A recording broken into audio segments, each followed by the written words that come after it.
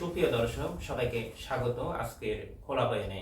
আজকে আমাদের খোলা বয়ানের অতিথি হচ্ছে সৈয়দ নাদিমুল আহসান। তিনি বিদেশে উচ্চশিক্ষা নিয়ে কাজ করে। বাংলাদেশ থেকে প্রতি বছর অসংখ্য শিক্ষার্থী ইউরোপ, আমেরিকা এবং অস্ট্রেলিয়াতে উচ্চশিক্ষার জন্য যান। এই উচ্চশিক্ষার জন্য প্রসেসটা আসলে কেমন এবং বিশেষ করে কিভাবে স্কলারশিপ পেতে হয়, কত টাকা খরচ হয়, এসব বিষয়ে আজকে আমরা কথা বলবো সৈয়দ নাদিমুল আহসানের সাথে। সৈয়দ নাদিমুল আহসান, আপনাকে স্বাগত আমাদের স্টুডিওতে। আপনার কাছে জানতে চাই, এই তো আপনি তো উচ্চশিক্ষা নিয়ে কাজ করেন, তাছাড়া আপনি নিজেও লন্ডনে পড়াশোনা করেছেন অনেক দামি দামি ইউনিভার্সিটিতে।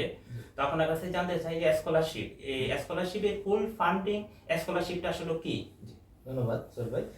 ফুল ফান্ডের যে বিষয়টা, এটা আসলে হচ্ছে বাংলাদেশ থেকে প্রায় গত বছরের হিসাবে 60,000 প্লাস স্টুডেন্ট দেশের বাইরে গিয়েছে। তার আমি যদি অ্যাভারেজ হিসাব করি 40%, না 40% না, 60-70%ই স্কলারশিপ হোল্ডাররা বাইরে যাচ্ছে বেশিরভাগ। কারণ আমরা জানি আমাদের দেশের ইনকাম লেভেলটা মধ্যবিত্ত মানুষরাই মোটামুটি একটু বাইরে যাওয়ার, নিজের লাইফ চেঞ্জ করার, থেকে সেটেল হওয়ার প্ল্যানটা করে।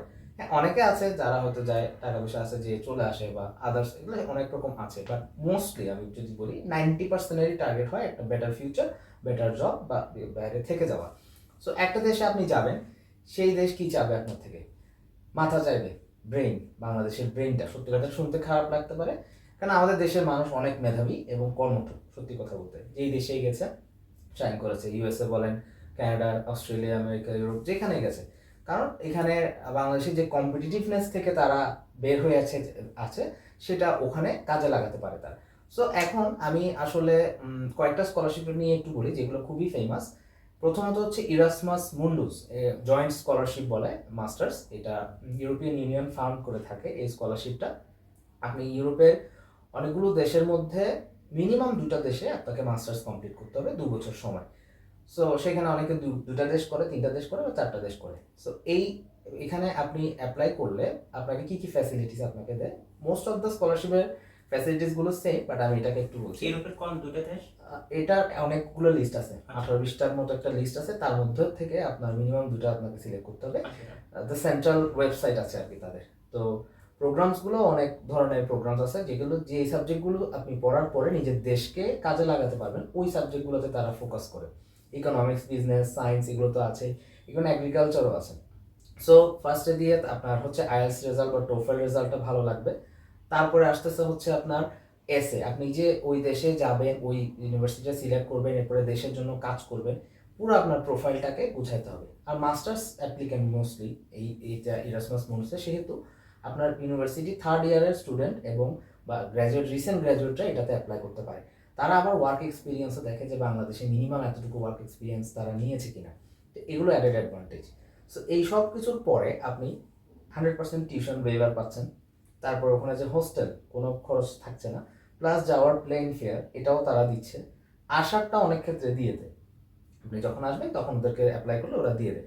আর লাস্টে দিয়ে হচ্ছে প্রতি মাসে একটা ভাতা দিবে, যে ইউরোপের যে দেশে যান। এটা 1300 থেকে 1400 ইউরো, বাংলাদেশে এখন হিসাব করলে 100 কত টাকা চলতেছে, আমার রিসেন্ট আপডেটটা নেই, বাট ভালো একটা অ্যামাউন্ট, ভালো একটা অ্যামাউন্ট তারা পায়, যেটা দিয়ে তারা ভালোই খরচ উঠাতে পারে। তো এরপর এখন প্রশ্ন আসতে পারে, তো ভাই অনেক স্কলারশিপে তো রিকোয়ারমেন্ট থাকে, তারা এখন থাকতে পারবে কিনা ওই দেশে। কোনো স্কলারশিপে যদি স্পেসিফিক্যালি বলে না দেয়, যেমন ইউকে কয়েকটা স্কলারশিপ আছে যেখানে স্পেসিফিক্যালি বলে দেয় যে আপনি ওখানে পড়াশোনা শেষ করে জব এক্সপিরিয়েন্স ও আদার্স নিয়ে দেশে ব্যাক করতে হবে, এটা যদি মেনশন করা না থাকে, আপনি ওখানে অ্যাপ্লাই করতে পারেন, স্পন্সর জব নিয়ে ওখানে থেকে যেতে পারেন অন্য দেশে বা ওই দেশেই। সো এটা গেল ইরাসমাস মুন্ডুসে। তুরস্কের বার্সেলের একটা স্কলারশিপ আছে, যেটা ডেডলাইন কিছুদিন আগে গেল, ফেব্রুয়ারিতে। সো এটাও অনেক কম্পিটিটিভ একটা স্কলারশিপ, সেম এরকম ভাতা দিবে আপনাকে, টিউশন ফি, অ্যাকোমোডেশন, হোস্টেল, এগুলো ফ্রি। তো এটা থেকে বাংলাদেশে গত কয়েক বছর ধরে 100+ স্টুডেন্টকে তারা নিচ্ছে।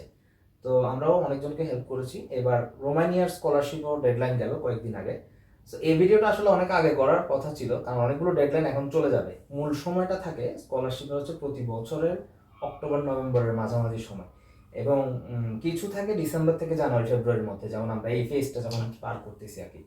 তো তারা এখন রোমানিয়ার 31 তারিখ শেষ হয়ে যাবে। তো রোমানিয়ার এবং হাঙ্গেরির একটা আছে স্টিপেন্ডিয়াম হাঙ্গেরিকাম, এটাও আপনার এরকম সেম টাইপের ফেসিলিটিগুলো আছে। এখন অনেক প্রশ্ন করে যে এখন আপনার যে স্কলারশিপ প্রোফাইলগুলো, সিজিপিএ কি ম্যাটার করে? হ্যাঁ, কিছু ক্ষেত্রে সিজিপিএ ম্যাটার করে আপনার, মিনিমাম দুইটাতে 4+ থাকতে হবে এসএসসি এইচএসসিতে। তারপরে যদি দেখা যায় কিছু কিছু ক্ষেত্রে তারা আপনার আইএলটিএস এর স্কোর খুব হাই চাইবে, 6.5 to 7 চাইবে। আবার কিছু ক্ষেত্রে তারা আবার তাদের ল্যাঙ্গুয়েজেরও একটা বিষয় চাইবে। যেমন তুরস্কের বিষয়টা খুব ইন্টারেস্টিং। ইংলিশ আপনার আইএলটিএস বা টোফেল এই স্কোরগুলো থাকার পরেও তার্কি ভাষা জানতে হবে। হ্যাঁ, তার্কি ভাষা তারা ফ্রিতে শেখাবে। এটা হচ্ছে তাদের বাধ্যতামূলক। ওরা ইংলিশ, আমিও গিয়েছিলাম তো ভিজিটটা, তারা দেখি ওয়েল স্পোকেন ইন ইংলিশ, তারা জানে এবং খুবই মডার্ন হয়ে গেছে দেশটা। তো সেই ক্ষেত্রে তারা কমিউনিকেটের সমস্যা নেই, বাট তারা তাদের কালচার প্রমোট করে। তো সেই ক্ষেত্রে এটা আপনার লাগবে। সর্বশেষ এখন দুইটা স্কলারশিপ আছে, যে দুইটার জন্য আমাদের এখনো সময় আছে। মেতে হচ্ছে চায়নার স্কলারশিপ, আর এপ্রিলের দিকে অস্ট্রেলিয়া অ্যাওয়ার্ডসটা অনেক কম্পিটিটিভ। অস্ট্রেলিয়া অ্যাওয়ার্ডসের ক্ষেত্রে আপনার প্রায় দেখা যায় যে আইএলটিএস এর হাই রিকোয়ারমেন্ট লাগে এবং জব এক্সপিরিয়েন্স লাগে ভালোই। তো আমি একটা স্কলারশিপ মিস করে ফেলেছি, সেটা হচ্ছে আপনার এসআই সুইডেনের। এটা সায়েন্সের উপরে বেশিরভাগ পায়, সায়েন্সের এবং বিজনেসও কিছু কিছু পায়, এবং পলিসি মেকিং সাবজেক্টস এগুলোর দিকে তারা ফোকাস করে আর কি। এটারও ডেডলাইন কিছুদিন আগে চলে গিয়েছে। সো এটা নিয়েও আমি কাজ করি। ফাইনালি চায়না নিয়ে একটু বলি। চায়নাকে অনেকে মনে করে যে না, চায়না এখনো ওরকম ভাবে হয় নাই, ডেভেলপ হয় নাই, বা এখন অনেক কাজ করে বাকি। কিন্তু চায়না যে স্কলারশিপগুলো দেয় এটা কিন্তু অনেক অনেক বেশি। যেমন চায়নাতে আপনি 100% স্কলারশিপ প্লাস এই যে অ্যাকোমোডেশন, হোস্টেল, এটা পুরো ফ্রি। প্রতি মাসে ভাতা এটা কিছু স্টুডেন্ট পায় যাদের রেজাল্ট অনেক ভালো, আইএলটিএস আছে বা এক্সট্রা ক্যারিকুলার অ্যাক্টিভিটি আছে। এবং চায়নাতে কিন্তু এমন এমন ইউনিভার্সিটি আছে যেগুলো ওয়ার্ল্ড র্যাঙ্কিংয়ে প্রায় 200 থেকে 400-র মধ্যে, 500-র মধ্যে। তো এই জিনিসটা খেয়াল করলে এশিয়ার গন্তব্য কিন্তু এখন আস্তে আস্তে পপুলার হচ্ছে। কারণ সবসময় কিন্তু ইউরোপের জন্য দেখা যাচ্ছে যে ভিসা প্রসেসিং এসে নিলে একটু লেন্দি প্রসেস হয়ে যায়, সকল স্টুডেন্টদের জন্য একটু হ্যাসেল হয়ে যায় সব কিছু। সেক্ষেত্রে এশিয়ার ডেস্টিনেশন, তুরস্ক, এগুলো, চায়না, এগুলো আস্তে আস্তে অনেক পপুলার হচ্ছে। মালয়েশিয়াতে একটা গভর্নমেন্ট স্কলারশিপ ছিল, ওরও ডেডলাইন চলে গেছে কয়েকদিন আগে আর কি। সো চায়নার ফুল স্কলারশিপ পাওয়ার জন্য কি চাইনিজ ভাষা জানতে হবে? চাইনিজ ভাষা ম্যান্ডেটরি না, তো ওই যেভাবে তুরস্কর মতো ওরাও তারা প্রমোট করে, তাদের ওখানে ইংলিশে স্পোকেন, বাট আপনি যখন সাধারণভাবে মিশবেন একটা বেসিক লেভেল পর্যন্ত আপনাকে জানতে হবে, বাজার সাজার নিজের সুবিধার্থে আর কি। আর ওরা সবাই খুব কমিউনিকেটিভ, বুঝে, মানে ফরেনারদের সাথে ডিল করে তো অনেক, তো এই কারণে। তো আমি এবার আশা করতেছি চায়নাতে সব থেকে বেশি স্টুডেন্ট যাবে বাংলাদেশ থেকে। কারণ এইচএসসির পরে যেটা হয়, মানুষের পাবলিক পরীক্ষাটা দেয়, স্বাভাবিক বাংলাদেশের পাবলিক পরীক্ষাগুলো দেওয়া খুবই জরুরি।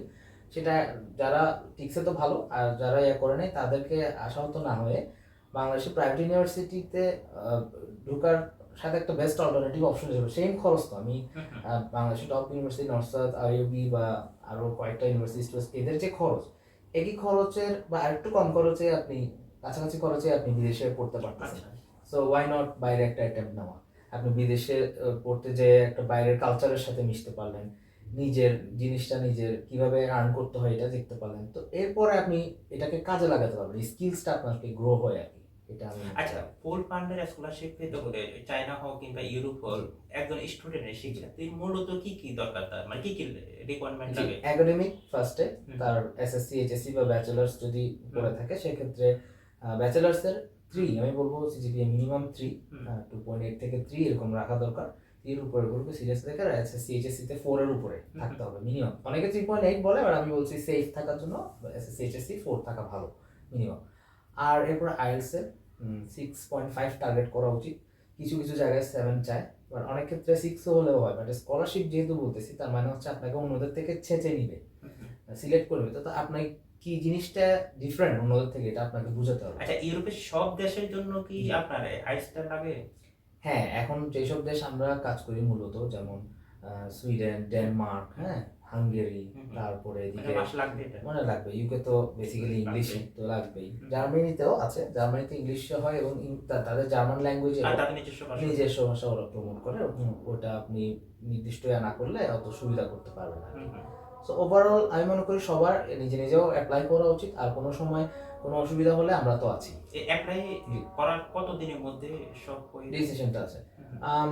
অ্যাপ্লিকেশন যে আগামী বছরের যে অ্যাপ্লিকেশন, যে 26 সালের, তারগুলো অলরেডি অনেকগুলো তো শেষ হয়ে গেছে, তাদের ক্লাস শুরু হবে এই সেপ্টেম্বরে।